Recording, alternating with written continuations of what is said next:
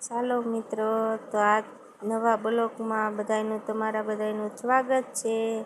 તો આજે અમે આવી ગયા ઊંચા કોટડા દરિયામાં ફરવા. તો અમે દરિયામાં ફરવા આવી ગયા છે. માણા તો બહુ જ છે દરિયે, કારણ કે કેદુનું આવવું હતું પણ અમારે અવાણું નહીં. તો આજે અમે આવી ગયા છીએ શ્રાવણ મહિના દર્શન કરવા.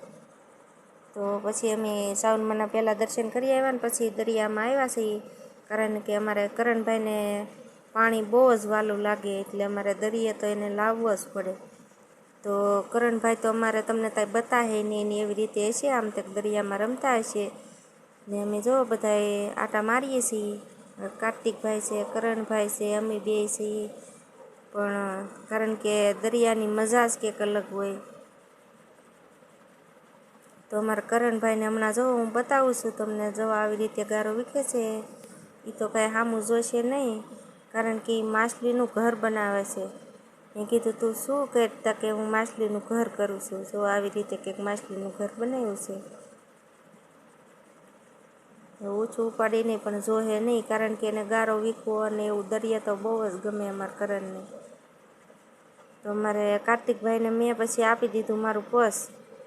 તમારા કાર્તિકભાઈ જો પર્સ હાથમાં લઈને આટા મારે છે, કારણ કે એ ગારાવાળો ન બગડે. એ તો ગારાવાળા હાથે ન કરે. અમારા કરણભાઈને ગારો જોવે. તો આ બધો દરિયો છે ને આ અમારો વિડીયો છે. તમને ગમ્યો હોય તો લાઈક કરજો, કોમેન્ટ કરજો, નવા હોય તો ફોલો કરવાનું ભૂલતા નહીં. તો જય હિંગળાજમાં.